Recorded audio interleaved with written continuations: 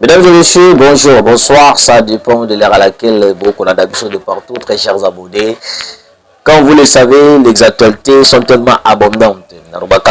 Et puis la répéta kakeno, et Sengoranga, Ezalaka, Yakoya Kopesa Mino information et qui vous a au parfum de l'actualité. Ouais, au parfum de l'actualité. Pourquoi je dis ça? Parce que il y a beaucoup d'informations au Wapi et pour tous les jours, chaque jour, dans la République démocratique du Congo. Et non seulement les informations, ils ont à Est, mais aussi il y a aussi des informations dans la République démocratique du Congo, surtout dans Kinshasa. Mesdames et messieurs, chancelier Tchala, n'expliquant que le chancelier Tchala a tangi Maï na Miso. Il a vu des images, a tangi si Maï à Miso.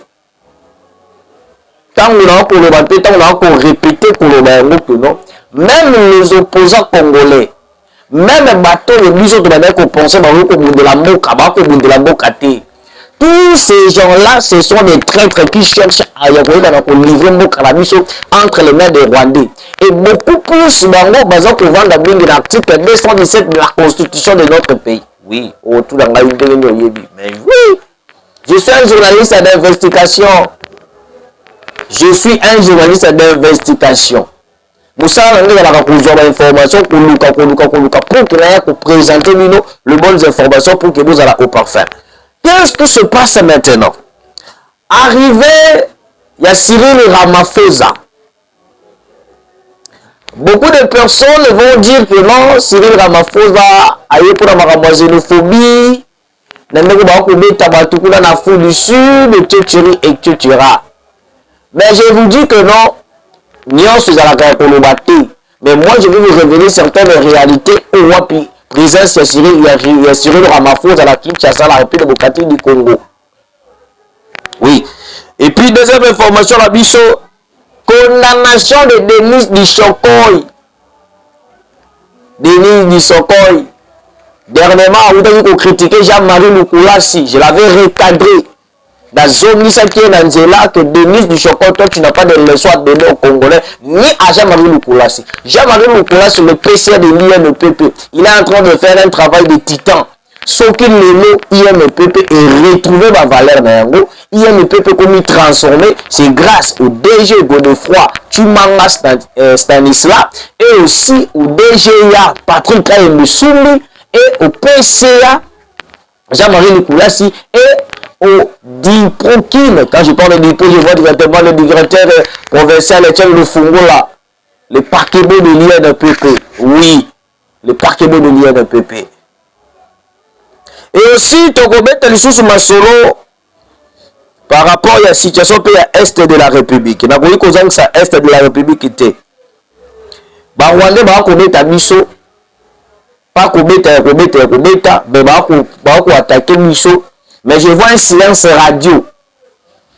Je vois un silence radio. Que non, Ngali Nazaraka défenseur et peuple congolais. Je vais continuer à révéler certaines choses au milieu contre la population. Écoutez maintenant cette information. Les forces de l'armée rwandaise continuent de bombarder à l'aide de drones TBD et CH4. Les communautés civiles sans distinction, pourtant sécurisées et protégées par les FARDC dans les zones de Mikenge, Kalingi et Bidegu. Le monde est aujourd'hui témoin de la cruauté et des souffrances infligées par l'armée rwandaise sur le territoire congolais. Face à cette agression, j'appelle toutes les communautés à faire preuve de patience, de solidarité et d'unité, quelle que soit leur origine, afin de résister à toutes les formes d'agression, de manipulation et de désinformation. Ok? Je continue la lecture. L'armée rwandaise ne défend pas vos intérêts. Ce qu'elle convoit avant tout, ce sont les richesses de votre terre et l'exploitation de vos ressources. Ne tombez pas dans le piège de la division. Restez unis, vivez en bonne intelligence avec toutes les communautés et toutes les tribus. Ne dormez Ne donnez à ceux qui convoitent nos richesses aucun prétexte pour s'aimer davantage la haine et la division. N'est-ce pas, pour terminer, unissons-nous pour défendre notre belle patrie, préserver notre cohésion nationale et construire un avenir de paix dans une République démocratique du Congo forte et souveraine. Na awa.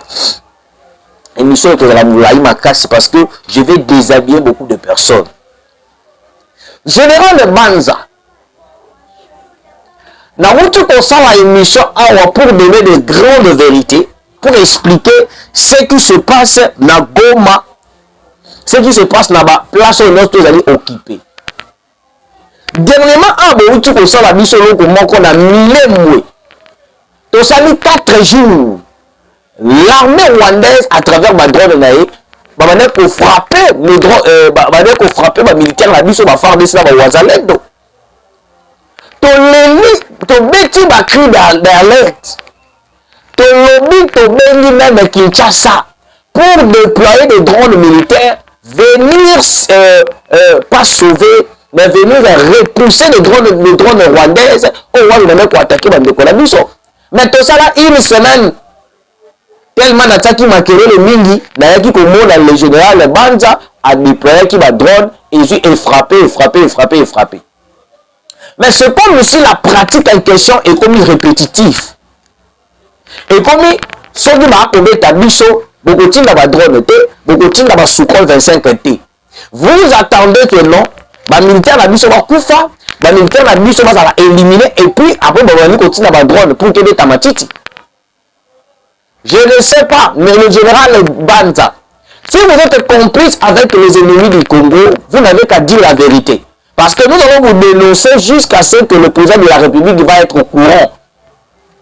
Si tu es un patriote congolais, tu défends la République démocratique du Congo et que tu es droit à ce que tu es en train de faire. C'est le moment de déployer des drones militaires dans tous les espaces que nous allons occuper. Nanobaka yango awa. Paul Kagame azali loko moko ya bangaka. C'est le drone militaire, le Sukhoi et le Wazalendo. Et aussi, ce que nous devons comprendre, le président de la République a sommaki Mindiki pour tout ça, la misé de tout à Kayango. A sommaki, Sukhoi 25 de tout ça, la misé de tout. Il avait acheté ces armes-là pour combattre face au Rwandais, face à l'agression rwandaise, face à Paul Kagame. Mais pourquoi sont comme un moment quand on drone et mata? Sukhoi mata et comme la rabie ce problème. Drone ce mata et comme problème. Sukhoi ce mata et comme problème. On se pose des questions. Est-ce que ces armes-là étaient destinées de venir combattre le Rwanda? Tous les gens qui destinés et vendre maintenant dans la misée, tout le monde. C'est la question que moi je me pose jusqu'à présent. C'est la question que je me pose. Et maintenant, on a dit que non, les drones rwandaises, TBD et CH4 et pour bombarder Bissau. Maintenant, où sont passés nos drones militaires et nos Sukhoi 25? Déjà, ceux qui 2 mois, ceux qui 2 mois, ceux qui n'ont s'est trompé entre 2 mois, 2 mois, Nazo, quand vous t'attendez Sukhoi été. Toujours quand vous Sukhoi été. La boucan de Oka Sukhoi été. Ah, on a maintenant la Mikenge. Na Kalingi, Toko Sukhoi été. Na Bidegu, Toko Sukhoi été. Qu'est-ce qui se passe réellement? Monsieur le président de la République, je ne sais pas si vous allez suivre cet élément, si vous allez suivre cette vidéo, mais si est tombé que la vidéo, oh, monsieur le président, je vous informe, à Mikengi, Kalingi, Bidegu, drone pour m'attaquer, Sukhoi pour m'attaquer, babombi yango, balobi evanda na kati, et ça la clé. C'est ce genre de complicité. Mama Kambo yango touti ko mona na Christian Chiwewe et puis na Frank Tumba. Na beta c'était en 2024, hein? Entre 24 et 25 si je ne trompe pas. Na bimisa na déshabillé complicité à Frank Tumba. Pour dire que Frank Tumba était en train de travailler pour les ennemis du Congo. Il y a des bloqué, non, drone mataté, Sukhoi mataté, tu mets la voie terrestre. Alors que Cyril Ramaphosa, le président sud-africain, avec ce qui me dit, sans qui vont la guerre au Kagame n'est pas fort sur la voie aérienne. Parce que pourquoi il n'est pas fort? akolinga te bamona ba preuve ebima et continuer kobima pour que ye azala déshabillé. C'est pourquoi vous allez remarquer une chose, Kagame est plus il a plus misé sur la voie terrestre que la voie aérienne. Cyril Ramaphosa voit une sabiso, alors il faudrait que non, vous allez frapper sur la voie aérienne. Et la voie aérienne est coupée, ça a une possibilité aussi, il y a que vous allez biso na tout le conseil to beti maboko non conseil aux amis malamu conseil vraiment mais après le départ de Cyril Ramaphosa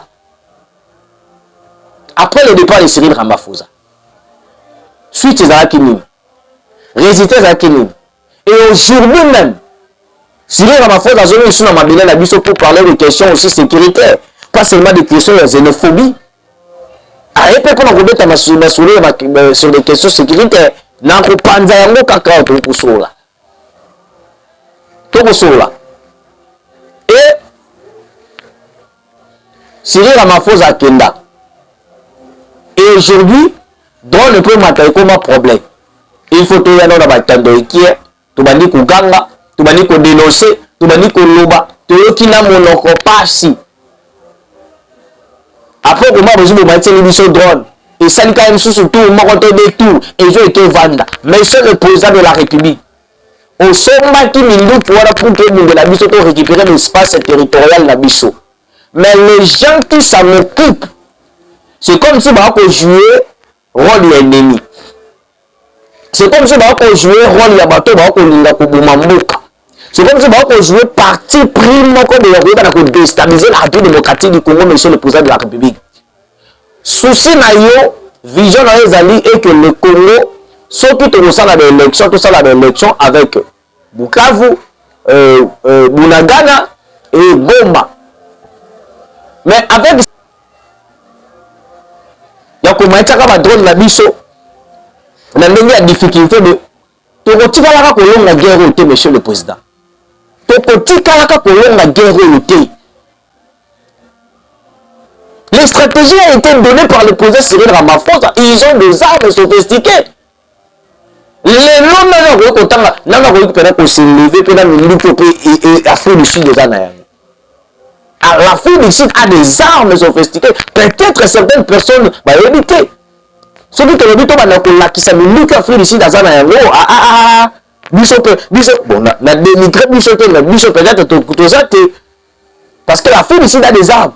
Mais ce qu'on bateau bazana baminduki, il peut la stratégie de guerre. Les projets Cyril Ramaphosa personne n'a une stratégie à voir aérienne. Mais pourquoi sauter Zara Ramakabu à voir aérienne? Là ba généraux là ba officier nous tout bazana ba occuper makabwada boko matakilo. Nous allons maintenant commencer à vous dénoncer parce que nous voyons comme ici que nos bilan tout de maintenant bon, travailler pour l'ennemi. Travailler pour la bateau, c'est ça. C'est ça qu'on est en train de penser maintenant. Parce que, oh, nous sommes au Kati. Oh, nous sommes au Tchenga, au Salati. Nous sommes au Est. Une semaine pour déployer les drones. Et les drones, ça lui détourne. Et Kati directement était là. Mais le président de la République avait acheté ces armes-là pour combattre face au Rwandais. Face, il y a bateau, au Bunsabiso. Parce que souci à opposition, souci à cardinal à Mbongo, groupe, il y a célibataire, et que nous appliquer l'article 217 de la Constitution. Ils ne veulent le départ de Tshisekedi, mais ils ne veulent pas le départ de Rwandais sur notre sol. Ça, c'est quel genre de stratégie? L'article 217 de la Constitution ne sera pas appliqué dans ce pays.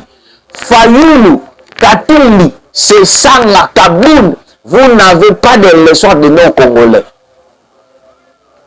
Mais moi, j'appelle ma Congolais baza conscient. Bino ba beaucoup memba na le yenge ko ne ko sala marche le 8 juillet. Na souki wana, beaucoup comprendre ce qu'en réalité. Boyoka. Écoutez maintenant, Matiza Babi, RDC, Afrique du Sud, diplomatie. Le président sud-africain Cyril Ramaphosa est arrivé ce jour à l'aéroport international d'Ndjili, à Kinshasa. Cette visite fait suite au sommet virtuel de haut niveau qui s'est tenu le 16 juin dernier, réunissant chefs d'État africains et partenaires internationaux. Lors de cet événement, des engagements financiers totalisant 910 millions de dollars américains avaient été annoncés pour soutenir les efforts de réponse sur le continent. Nous avons la présence de Cyril Ramaphosa à Kinshasa. Bamegi ko sola biso makamba xénophobie. Ndenge na Afrique du Sud, bazobeta ba étrangers tout. Mais là ce n'est pas la question. Il y a présence, il y a Cyril Ramaphosa, ni ce que je viens de lire. Il me paraît que il y a eu les armes que la RDC vient d'acheter et lesquelles qui maintenant l'Afrique du Sud. Et ces armes-là vont maintenant entrer en République démocratique du Congo. Et non seulement les armes, l'Afrique du Sud et la République démocratique du Congo vont signer un partenariat militaire. Parce que le partenariat ont signé qui n'a Ouganda des partenariats hypocrites. Je le dis, ils ont un partenariat hypocrite. Pourquoi je dis qu'ils ont un partenariat hypocrite? Parce que dans le cadre de partenariat, on voyait des Ougandais combattre aux côtés, n'est-ce pas, aux côtés des M23. On voyait aussi l'armée française et Komunda dans le M23. À part les Rwandais et tout, etc. Maintenant, moi je disais tous les jours, et je vous le dis, il y a des pays au Wapi, peut-être ils appellent aussi Canabiso, mais ils sont sincères avec nous les Congolais, avec nous la RDC, entre autres le Burundi et aussi l'Afrique du Sud. Mais si on vu Kenya, Ouganda, Rwanda, Brazzaville, n'en parlons même pas. Maramba Sassoukou dit qu'il y a un trop. Comment est-ce que Sassou Nguesso a comploté avec Paul Kagame pour céder une partie aux alentours du fleuve Congo et que Rwanda va côté la biso. Na belle la place on a maluku. Bade ko mona 18h, 17h, 19h. Ba tu moko même ici quand on a ba torse na de bloc moko boy. Et on avait dénoncé jusqu'à ce que tu as vu qu'on va solution à calme continue et yimbe moko Sassou Nguesso na Brazzaville. Le président de la République Azwaka Congo a tiqué à Maboko Nzambe. Et il est très difficile et que nous ne pouvons pas y Congo. Cyril Ramaphosa va parler avec le président de la République sur les questions sécuritaires de la République démocratique du Congo. Vous devez comprendre aussi l'Afrique du Sud est notre allié par rapport à Makambo au pays de l'Est de la République. Et le président de l'Afrique du Sud a été très direct par rapport au réunion où il y a Salamawapi là. Il y a Salamawapi où il y a souvent le Congo si je ne me trompe pas. C'était prévu Salama en Afrique du Sud. Ici Mbakate. Et pourquoi ici Mbakate? Parce que l'Afrique du Sud a Boyaka, Kokota Makamboana et Ibayaga au Salamona Kenya. Et maintenant, il y a des stratégies militaires qui devaient être mises en place pour, tout d'abord, la récupération de Bunagana, parce que Bisomoko, Togosala, Moussala, mais oui, nous devons avoir des partenaires, entre autres Burundi, Afrique du Sud, ce sont des pays qui sont un peu sincères envers nous, et cette sincérité-là, et qu'on peut s'amuser, Mbano, il y a qu'on continue pour qu'on confiance. Et je lance déjà un message dans le Konabiso à Bunagana, dans le Konabiso à Goma, à Bukavu. Dans mon équipe, ma vidéo, beaucoup réclamer et tout, je vous confirme et puis je vous affirme, mes très chers abonnés, nous allons récupérer tous les espaces là occupés par l'accompagnement de nos partenaires militaires, de nos partenariats militaires dans les pays, nous allons l'Afrique du Sud, nous allons la Burundi. Et déjà nous devons comprendre le Burundi a déjà été sincère depuis le début de ma guerre. Au pays où elle a sincère, ma casse la mise au Burundi Azati. À part Batoussous Baya, tout le monde a complicité Angola, genre le reste, dans le bataillon, puis la bande de la Gango, genre le reste, il est congolais. Genre le reste, Azarangolais, il est congolais, Azar Moulouba. Genre le reste, le président d'Angola, Moulouba, tout le monde. Mais tant que tu as la complicité, mon bureau, tu as mis sur la rebelle, tu as frontière, la mission comme c'est un passoire pour l'intérêt de Paul Kagame. On regrette. Pour regretter dans certains comportements, il y a des pays où ils ont voisins la mission, même les Centrafrique. Aïe, aïe, aïe, aïe. C'est tellement compliqué. La Centrafrique. Vous comprenez, mesdames et messieurs? Et l'Afrique du Sud est sincère avec nous. L'Afrique du Sud est sincère. Parmi les pays où Bazali conscient, parmi les pays où Bazali ouvert pour la mission, l'Afrique du Sud est sincère aussi. C'est pour cela qu'on ne retirera jamais Kolobara Mabé Afrique du Sud. Lorenzo, il est congolais d'ici à Moulouba. Le président de l'Angola à Moulouba. N'a pas besoin d'identité d'union surtout à Moulouba. Quand on a la mission complicité, il y a qu'on trahir mission le Congo. Tout qu'on est là quand la mission, tout qu'on comprend l'été. Mais quand nous sommes nous allons au courant de tout. Nous allons récupérer tous les espaces que nous allons occuper par la M23. Il y a déjà des mises en place, il y a déjà des stratégies. Il y a des armes autour de Somba. Kabila article la mission embargo. Tant qu'on va y opposition, on côté de Tshisekedi de ne pas changer la constitution. On côté de Tshisekedi n'a rien fait dans ce pays. Je me pose la question, Kabila article la mission embargo. Cela a un autant dans la monde Kabila. Kabila a qui armé, a placé qui m'a infiltré. Et dans le bas, il y a Moïse Nzanga, le ministre Moïse Nzanga, que le plan de Joseph Kabila était clair. Que ceux qui accueilli les officiers, les généraux, ex-RCD Goma, dans la CNBP, pour se révolter, c'était le plan de Kabila.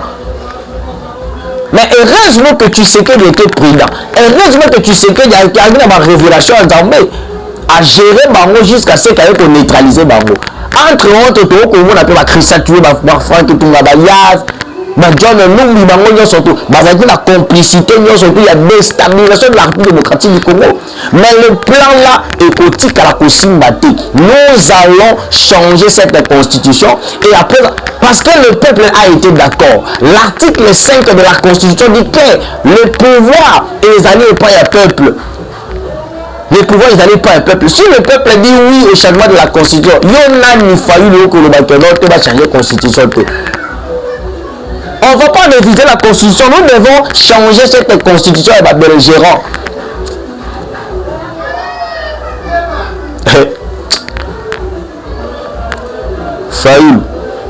Fayoul m'a dit, on va changer cette constitution. Et celui qui osera le 8 juillet, dans la marche, parce que le 8 juillet, il y a un plan bien planifié, il y a pour attaquer le président Félix Antoine Tshisekedi pendant qu'il nous a la marche dans la palais de la nation. Bon côté, l'article 64 alinéa 1 de la Constitution, mais vous oubliez que l'article 64 en question, au bon côté de l'alinéa 1, et souvent dans l'alinéa 1, il y a aussi la ligne 2. Ils ont condamné l'acte de l'État. Que Mouton a déstabilisé mon Ponjambo en fonction ou en mandat et puni à la loi. Donc ça veut dire que non, vous êtes en train de créer un coup d'État, vous êtes en train de violer même la constitution à laquelle notre respecté. Ah bon, moi je ne suis pas de leader de presse. Moi, je ne suis pas de leader de presse, je suis juste analyste politique, je suis communicateur. Je ne fais que transmettre le message du peuple par rapport et tout ce que je dis est clair. Parce que la complicité est bandit à la opposition. La complicité est bandit à 4 armées. C'est pour cela qu'on remarque N'est-ce pas? C'est pour cela qu'on remarque l'opposition de Fayoulou, de Kaboul, de Sesanga, de Katumbi. Bakoti Kalaka Mokolo Mokote pour condamner Paul Kagame, leur chef. Déjà, mon moni place, Sesanga a condamné Kagame. Mon moni place, Ambon a condamné Kagame. Chaud, il y a eu tout le cas, comment dirais-je? Top Congo, voilà. Chaud, tu vois les gars, top Congo. Batouni, Cholé. Banani Bako Boumana Est. Ok, ça va Congolais Bako habiter Cholé. Banani Bako Boumana Est. Cholé était incapable de répondre que non, ce sont les Rwandais. C'est Paul Kagame qui est en train de tuer. Même l'église catholique, au besoin de manière qu'on pense l'église catholique, Bazarata Bassin, le gars va balaraté, Bazata Bassin, Basango, Njoka, car la levée de manière qu'on pense, Balati Soutani. Mais dans quatre d'abord, ce sont des hypocrites. Entre autres, Fridolin Ambongo, Naloba qui a de Michel Liboso. Fridolin Ambongo, ceux qui a besoin de faire la politique, l'Ongola Soutani, la Taveste, il y a un plateau, tout ça, la débat. Donc, le Sangani, qui a surtout 5 ans, un groupe de célibataires, Batata Nicolas, un groupe de célibataires, pour que ça la complot contre la République. Nous avons filmé avant de t'accater. Donc, tu vas mettre un mot du mot qui pète. Tu vas mettre un mot du mot qui pète. Et d'ailleurs, quand tu déjà demandé l'information, il paraît que à mort, ils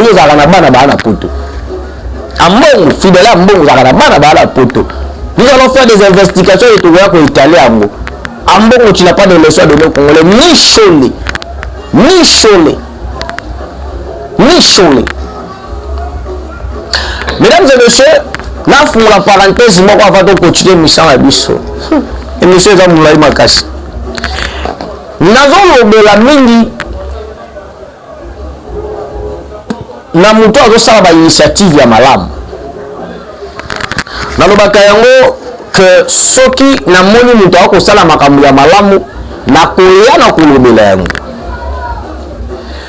na ba recherche nanga na makelele toyoki trop Fondation La Colombe na medi kosala ba investigation ya Maman Amida Chati Kameri. Les actions de la Fondation Amida Chati, et plutôt les actions de Maman Amida Chati, de la Fondation La Colombe. La médic qu'on étudie en haut, d'abord que non seulement il y a un souci à les Congolais, mais aussi par rapport à la vision du chef de l'État. Par rapport aussi il y a opération PSAP Banasuri, c'est ce qu'Amida est en train de faire. Je vais d'abord lire et puis nous allons la Bible. Fondation La Colombe, un engagement pour l'avenir. L'éducation est la clé qui ouvre les portes de l'avenir. Grâce à la vision et au grand cœur de Maman Amida Chati Kameri, la Fondation La Colombe poursuit son engagement pour un Congo meilleur. Dans son domaine d'action sociale, la Fondation a construit une école moderne dans le territoire de Sekebanza, au Congo central. Moi je suis au Congo. Amida Chati, avant que tu as parti prité, ils ont continué à étaler certaines choses. Pour offrir aux enfants de Kinzaou et des environs un cadre d'apprentissage digne et inspirant. Ce geste n'est pas seulement une construction, mais un investissement dans l'avenir. Un signe d'amour et d'espérance pour une génération qui mérite de rêver, d'apprendre et de réussir. Merci Maman Amida pour votre dévouement, votre générosité et votre foi en l'éducation comme moteur du changement. Fondation La Colombe, s'aimons le bien. Bande Kunangai. Amida Chati, la fondation La Colombe, Azamuka parti prité. Et puis plus grave encore, Nabana Oba la possibilité à côté de Amida Chati, à côté de la possibilité à côté gratuit. Moi j'ai toujours dit et je vais le répéter. On va parler de vous. J'ai été touché dans le Congo central. Dans la catégorie Amida Chati, à Kosala Mouata na Mboka na ye, à Kosala Mona province na ye, akosala yango peut-être la mosusu na ngambu ya mobali na ye rien. Et puis kotanga gratuit. Non seulement kotanga gratuit, na kikuiti lisusu akitaki a distribuer ba kit scolaire pour la bana pour la mabakotanga. Alors qu'il y a des ministres, il y a des députés. Oh bana mbongo bakoki ko somba pe ba kit scolaire ba pesi bana mais basala ka yango te. Mais to ko zela ba 2028, ils viendront maintenant pour dire que votez là. Mais mon temps on sala ba action gratuitement lokola Amida Chati la fondation la Colombe. Mutu ya malamu nde ya ko soutenir Yohana. Et je dis un grand merci. Je félicite maman Amida Chati Kamere pour cette initiative de la fondation la Colombe. Vraiment, nous sommes ravis.